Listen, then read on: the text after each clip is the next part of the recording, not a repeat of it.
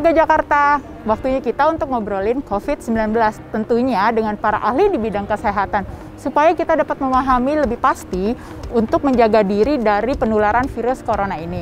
Nah, di episode kali ini kita akan membahas seputar hoax dan juga opini tentang virus corona. Sekarang saya sudah bersama Dr. Vivi Mulyani dari Dinas Kesehatan. Halo dok, apa kabar?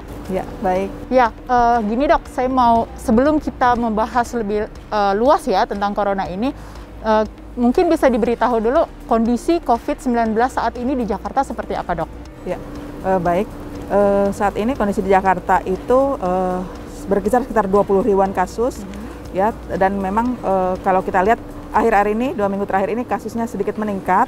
Dan memang untuk data pastinya dapat kita lihat pada website corona.jakarta.go.id. Oke, jadi untuk semua akses harus di corona.jakarta.go.id ya. Oke. Nah dok, gimana nih? Sekarang kan kita lagi mau bahas tentang hoax dan juga opini yang lagi viral di masyarakat ya. Terutama masalah penggunaan thermal gun, ya. Nah itu seperti apa dok? Katanya kalau misalnya penggunaannya terlalu sering dapat merusak otak. Apa benar? Mungkin bisa dijelaskan kali ya dok, fakta-faktanya gitu. Terkait dengan thermal gun ini, jadi memang kalau kita lihat isunya memang sangat marak, dan saya lihat memang orang pada memeriksa di sini ya, pada periksa suhu. Padahal sebenarnya gini, prinsip kerja dari thermal gun itu adalah menyerap infrared yang dari tubuh manusia kepada benda tersebut, bukan sebaliknya. Maka kalau kita bilang dengan isu yang beredar dapat menyebabkan kanker otak, nah pertanyaannya dari mana datangnya, dan itu kan belum dapat dibuktikan secara ilmiah. Berarti sejauh ini masih bisa dikatakan penggunaan thermal gun itu aman ya dok ya? Ya, masih aman. Ya. Terus ada lagi nih dok, di masyarakat kadang masih menggunakan face shield tapi tidak menggunakan masker. Nah itu sebenarnya gimana sih dok? Apakah itu bisa mencegah penyebaran virus corona tersebut atau gimana dok? Dengan face shield itu kita tahu artinya permukaan wajah kita, kan kita tahu penularan itu kan dapat melalui pernafasan, mulut, dan juga lewat mata. Nah, tapi bagaimana ini kita menangkapnya kalau cuma pakai face shield? Artinya setiap kali kita bernafas tetap loss ya. Nah, inilah yang banyak disalah persepsikan oleh masyarakat, berjalan dengan face shield saja, padahal itu sangat minimal untuk mencegah corona itu. Oke, jadi kalau mau tuh menggunakan face shield dan juga masker ya dok ya? Kita utamakan maskernya. Oh oke. Masker dulu baru face shield. Oke. Nah terus ada lagi nih dok, seputar katanya kalau misalnya mandi menggunakan air panas itu dapat membunuh virus-virus corona yang ada di tubuh. Apakah itu benar atau gimana dok? Untuk air panas dengan suhu yang berapa? Ya, karena kita tahu dengan suhu yang masih, kemampuan tubuh kita untuk mandi air panas itu suhu sekitar 40 ke bawah ya. Nggak jarang sekali yang bisa sampai 50 derajat.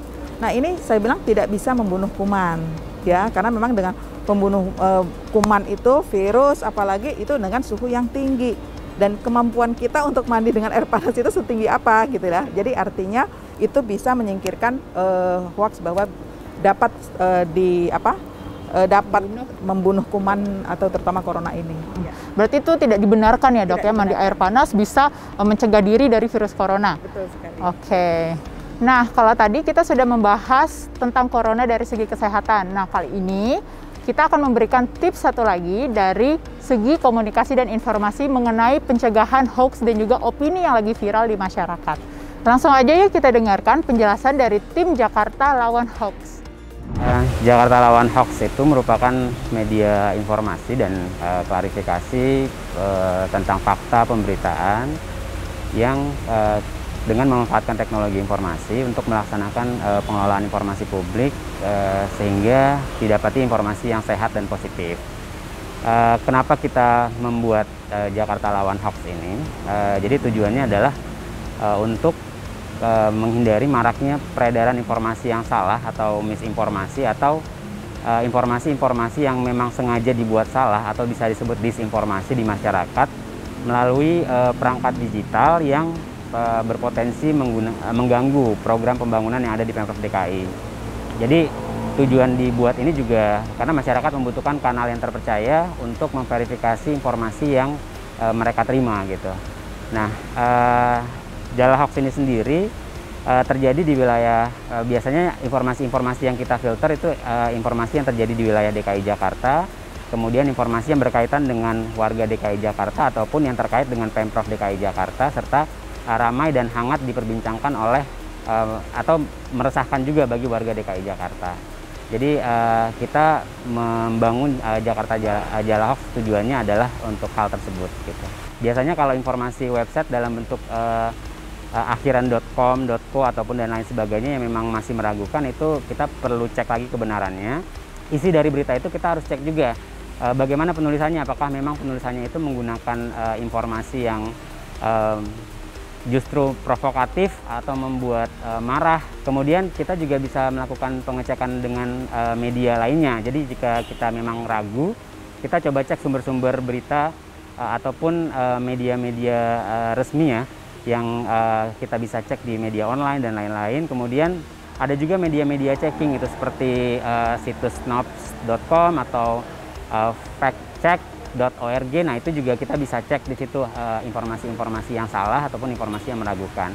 Nah, kalau nanti ternyata informasi itu meragukan juga, bisa juga warga itu melaporkan ke Jakarta Lawan Hoax melalui media sosial kita yang resmi, itu di Instagram atau Twitter dengan akun @jalahoax, atau aplikasi WhatsApp hotline bisa dilaporkan di sana melalui nomor 0813 5000 5331.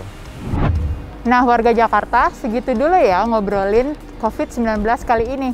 Nah, terakhir nih dok, dari dokter sendiri, apakah ada saran untuk masyarakat tentang gimana sih caranya kita untuk menjaga diri? Ya. Makasih. Jadi tetap dengan 3M ya, kita udah tahu bahwa ternyata dengan 3M itu sangat efektif dalam mencegah penularan COVID ini.